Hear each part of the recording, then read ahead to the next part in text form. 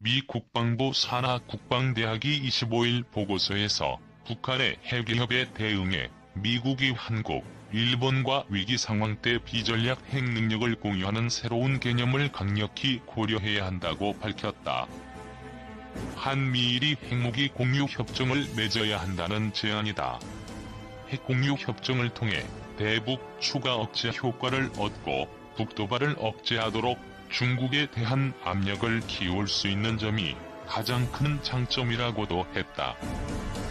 북핵 문제를 잘 아는 육해공 실무급 장교들이 공동으로 작성한 것이다. 보고서는 핵 공유 방법으로 나토 모델을 언급했다. 나토 29개 회원국 중 독일, 터키, 이탈리아, 벨기에, 네덜란드 등 5개국에는 150에서 200기의 미 전술핵이 배치돼 있다. 이 국가들은 미국과 맺은 핵 공유 협정에 따라 핵무기 정책 논의에 참여하고 핵 사용 결정 과정의 의견을 반영할 수 있다. 핵 투하도 자국 전투기로 한다. 핵 사용 최종 결정권은 미국 대통령이 갖고는 있지만 핵 통제권을 공유하는 것이다. 나토와 달리 한반도의 전술 핵무기는 1991년 전부 철수했다. 그러나 핵 공유 협정으로 한반도 유사시 미국의 핵 사용 결정에 우리 입장을 반영할 수 있다면 의미는 매우 크다. 지금 김정은은 핵 포기는커녕 핵무기와 탄도미사일 능력을 키우고 있다. 한국을 공격할 핵미사일은 이미 보유했다고 봐야 한다. 우리가 가진 것은 미국의 핵우산뿐이다. 그러나 북은 핵으로 미국 본토를 직접 위협하는 수준에 근접했다. 최근 공개한 신형 잠수함이 SLBM을 장착하면 미국도 북핵 사정권에 들어간다. 미 대도시가 핵 공격에 노출된 상황에서 미국의 핵우산이 우리가 필요한 시기에 제대로 펴질지 아무도 장담할 수 없다. 미국 대통령은 북한 미사일이 한국을 겨냥하고 있기 때문에 아무 문제도 없다고 말하는 사람이다. 강경화 외교장관은 30일 나토식 핵 공유를 전혀 검토하지 않고 있다고 했다. 이 정부는 전술핵 재배치도 반대하고 있다. 한반도 비핵화 원칙에 위배되고 동북아 핵무장이 확산하는 계기가 된다는 것이다. 그러나 우리 주변국들은 전부 핵보유국이거나 맘만 먹으면 핵을 가질 수 있는 나라들이다. 중국은 250여 기, 러시아는 7,500여 기를 실전 배치하고 있고 일본은 3에서 6개월 안에 핵무기를 다량 만들 수 있다. 최근 중라군용기는 우리 방공구역을 제 집처럼 드나들며 영공까지 침입하고 그 틈을 타 일본은 독도 영유권을 주장한다. 핵무장한 한반도 주변 국가들의 위협을 당하는 한국의 정부는 무슨 대책을 갖고 있나? 북한과 어렵더라도 비핵화 협상을 해야 한다. 그러나 한국이 빈손인 것과 핵카드를 쥐고 있는 것은 엄청난 차이가 있다. 한국의 핵 보유를 두려워하는 중국부터 북핵 폐기에 적극적으로 나설 수 있다. 지금은 핵 협상을 계속하되 결국 실패할 경우에 나라를 지킬 대비책도 세워나가야 할 때다. 미 전문가들의 한미일 전술핵 공유론, 왜? 자유한국당은 이날 미군 전술핵 재배치 문제를 여러 차례 거론했다. 조경태 최고위원도 이날 전술핵 재배치 촉구 기자회견을 갖고 전술핵 재배치를 청원하는 대국민운동을 제안했다. 국회 외교통일위원장인 윤상현 의원은 페이스북의 전술핵 재배치는 한반도 비핵화라는 명분에 사로잡혀 한동안 북미 협상을 해야 하는 트럼프 대통령이 들어줄 리가 없다며 한반도 영해 바깥 수역에 미국의 토마호크 등 핵미사일이 탑재된 잠수함을 배치하는 것을 제안한다고 밝혔다. 같은 당정진석 의원도 한미일이 공동관리하는 핵잠수함 체제를 만들어 가동해야 한다고 주장했다. 이 같은 이야기가 나온 것은 지난 7월 25일 미국 방대 재학생들이 내놓은 짧은 보고서 때문이다. 보고서 제목은 21세기 핵 억제력 2018 핵태세 검토 보고서 작전화이며 육족 분량이다. 미 국방부 산하 국방대학에서 교육받고 있는 영관급 장교 5명이 작성했다. 지난 30일 미국의 소리 방송이 보고서 내용을 간략하게 전한 뒤 국내 언론이 발칵 뒤집혔다. 북한을 억제하려면 일본, 한국과 전술 핵무기를 공유하는 방안을 추진해야 한다는 주장을 담았기 때문이었다. 이들은 2018년 미국 방부가 내놓은 핵태세 검토 보고서에 문제가 있다고 주장했다. NPR에 나온 미국의 핵전략은 냉전이 끝난 뒤에도 여전히 러시아와 중국만 위협적인 핵전략으로 인정하고 그들의 전략 핵무기에 맞서는 대응책 마련을 위주로 하고 있다고 지적했다. 저자들은 하지만 이런 시각은 1994년부터 지금까지 핵 문제에 대한 낙관적 전망에 기초한 것으로 새로운 핵위협에 대응할 수 없다고 지적했다. 저자들은 21세기 들어 미국에 대한 위협 세력으로 부상한 북한을 사실상의 핵보위국으로 간주해 대응 전략을 짜야 한다고 주장했다. 이들은 특히 북한이 잠수함 발사 탄도미사일과 대륙간 단도탄을 비롯한 장거리 탄도미사일의 개발에 성공, 미국 본토까지 노릴 수 있게 된 데 주목했다. 북한의 거센 핵위협에 제대로 대응하지 못하면 그 뒤에 선 중국과 러시아의 위협도 막지 못할 것이라고 경고했다. 저자들은 아시아 태평양 지역에서 북한을 억제할 수 있는 세력으로 한국과 일본을 꼽았다. 현재 세계 서방 진영 가운데 대단히 강력한 군사력을 가진 두 나라가 북한의 핵위협을 억제할 수 있다면 미국이 중국과 러시아를 억제하는 데도 큰 도움이 될 것이라고 주장했다. 저자들은 한국과 일본을 통해 북한 핵위협을 억제하는 방안으로 상당히 파격적인 아이디어를 내놨다. 이들은 동아시아 동맹국 방어를 위해 북대서양조약기구와 비슷한 핵억제 방안을 만들어야 한다고 주장했다. 이들은 유사시 미국이 특별히 선택한 한국, 일본 같은 아시아 동맹국들과 전술 핵무기를 미국의 관리 아래 공유하는 새 개념을 개발하는 것을 강력히 고려해야 한다고 주장했다. 냉전 때 시작된 핵공유 개념. 저자들이 말한 네이토식 핵공유란 비핵 보위국인 회원국의 미공군의 전술 핵무기를 보관하다가 유사시에는 회원국이 요청만 하면 쓸 수 있게 한다는 개념이다. 과거에는 그리스도 포함돼 있었지만 2009년 이후로는 독일, 터키, 이탈리아, 벨기에, 네덜란드만이 이런 네이토식 핵공유 회원국으로 남아있다.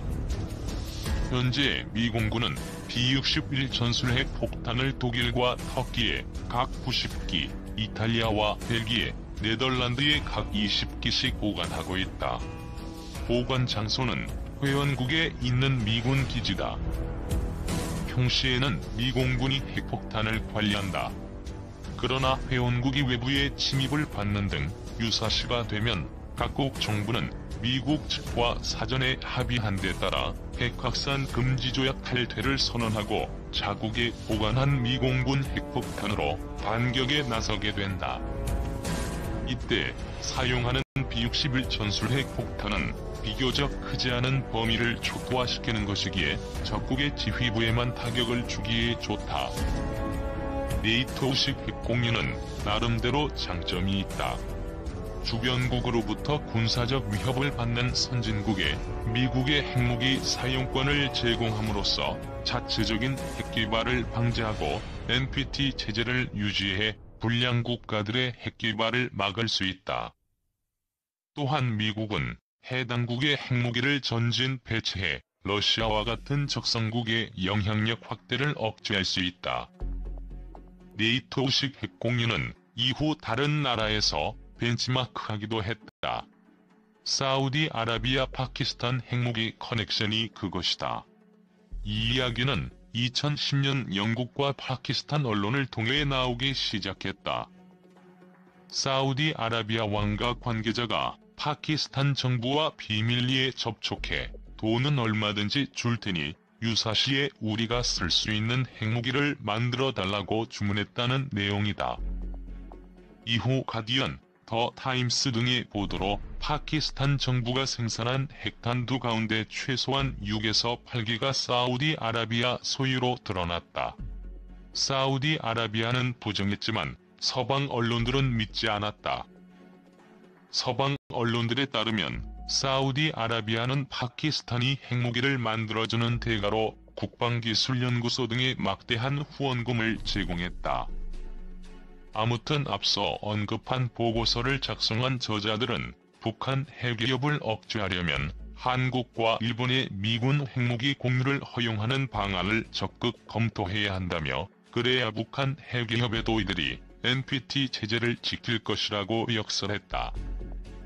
이들은 다만 한국과 일본의 정치, 군사적 상황과 사회적 요소 등을 고려해 네이토와는 달리 양국이 직접 미군 전술 핵무기를 사용하도록 해서는 안 된다고 지적했다.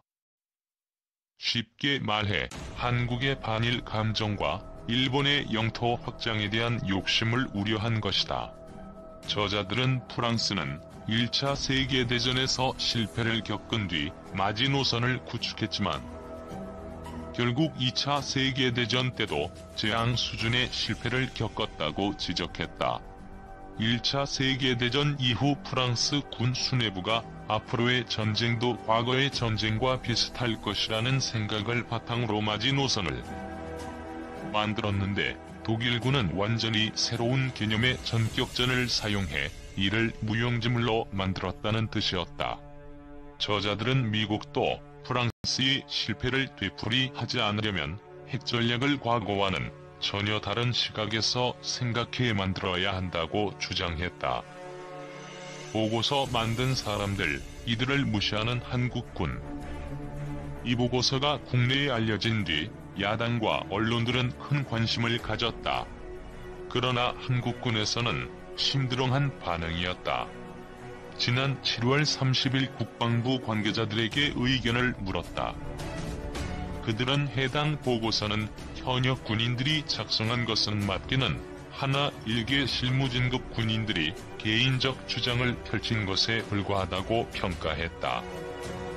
한 국방부 관계자는 해당 보고서 내용에 대해 듣기는 했지만 이런 내용은 현재 검토하지는 않고 있다며 이 보고서의 주장을 평가절하했다. 하지만 국방부가 실무진급 군인들이라고 칭한 저자들은 현재 미국의 핵전쟁 전략부서에서 일하는 사람들이다. 보고서 저자는 라이언 코트 미군 전략사령부 기획장교, 카를로스 버세이부 전략사령부 이하 국가공중수송작전센터 전략작전장교, 달튼 클라크 통합정보작전센터 교차기능통합팀장, 데렉 디벨러 합동특전사령부 지원작전장교다. 국가공중수송작전센터는 전략사령부 이하 부대로 전략적 억제, 범지구적 타격 및 관련 작전, 국방지구정보망 운용 등을 맡은 곳이다. 통합정보작전센터는 합동참모본부 이하 부대로 전시 다양한 규모의 전투와 관련된 정보를 융합, 평가해 지휘부에 제공하는 곳이다. 동맹국 부대와 합동작전 때도 정보를 제공한다. 국방장관과 합참은 물론 다른 정부기관들을 지원하는 업무도 맡는다. 합동특전사령부는 정규전 때 투입되는 일반적인 특수부대와 달리 전시와 평시를 가리지 않고 정보기관과 함께 비밀작전을 수행하는 특수부대를 지휘하는 사령부다. 우리가 흔히 영화와 드라마에서 보는 특수부대들이 이 사령부 소속이다. 미국의 현재 핵전략은 사용 가능한 핵무기 배치. 국방부와 달리 군사 전문가들은 이 보고서 내용이 대단히 중요하다고 평가했다. 신종우 한국 국방안보 포럼 사무국장은 이 보고서가 무슨 개인 의견에 불과하다는 거냐. 국방부 사람들은 대체 무슨 생각을 갖고 있느냐고 지적했다. 미군의 국방대학은 단순히 진급을 위해 공부하는 게 아니라 앞으로 미군 수뇌부가 될 사람들을 육성하는 주요 기관이라고 한다. 여기서 상당히 중요한 아이디어가 나오면 국방대학 측에서 보고서를 공개한다는 게 신종우 사무국장의 설명이었다. 그는 미군이 국방대학이라는 기관을 통해 보고서를 내놓고 미국의 소리 같은 관영 매체를 통해 이를 한국에 알린 점은 눈여겨봐야 할 대목이라며, 최근 미국의 핵전략은 과거와 달리 핵무기 실제 사용에 중점을 두고 있다고 설명했다. 신 국장에 따르면 현재 러시아나 중국은 물론 북한이나 이란은 미국이 대륙간 탄도미사일과 같은 전략 핵무기를 사용하지 못할 것이라는 믿음을 갖고 있다. 사용하는 순간 전면 핵전쟁이 일어나 미국은 멸망할 것이라는 계산을 깔고 있다.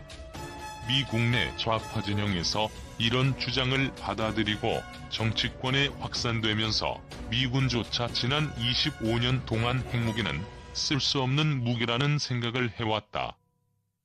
그러나 21세기 들어 미군의 생각이 바뀌었다. 미군은 그럼 실제로 사용할 수 있는 소형 핵무기를 개발해 배치하고 이걸 진짜로 쓸 수 있다는 사실을 적에게 보여주자고 생각하기 시작했다는 것이 신 국장의 설명이다. 신 국장은 보고서 저자들의 소속 부대에 대해 들은 뒤 이 사람들이 실질적으로 미국의 핵전략을 기획하고 시간이 지나면 미군 수뇌부에 올라갈 인재들이라며 이들의 말을 흘려 듣지 말아야 한다고 충고했다. 그는 이들이 보고서에서 지적한 것처럼 네이토 핵 공유는 한국과 일본에 맞지 않지만 이를 참고한 핵억제 전략은